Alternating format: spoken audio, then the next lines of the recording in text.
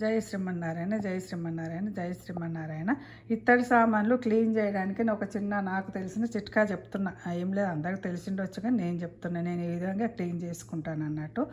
ఏం లేదు, ఉప్పు చింతపండు వేసి కొద్దిసేపు నానబెట్టి దాంతో క్లీన్ చేస్తున్నా. అదంతా బాసనలన్నీ తీసేస్తా. లేదు మనకు చింతపండు కాకుండా నిమ్మరసం ఉందంటే నిమ్మరసంలో ఉప్పు వేసి మొత్తం అది చేసి తర్వాత కడిగేస్తాను. కడిగిన తర్వాతే నేను మళ్ళీ సబ్బీనా పౌడర్ ఉంటుంది అన్నట్టు. సబ్బీనా పౌడర్తో ఇది ఈ విధంగా సబ్బీనా పౌడర్ దొరుకుతుంది మనకు.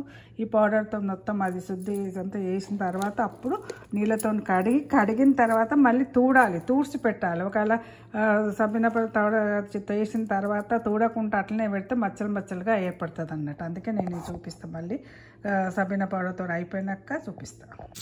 ఇప్పుడు సబ్బీనా పౌడర్తో క్లీన్ చేసిన అన్నట్టు. దీని తర్వాత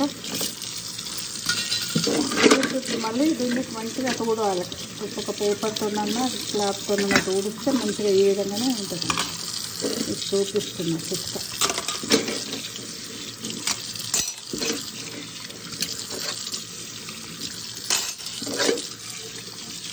ఎంత మంచిగా బంగారం లాగా మెచ్చిపోతుంది.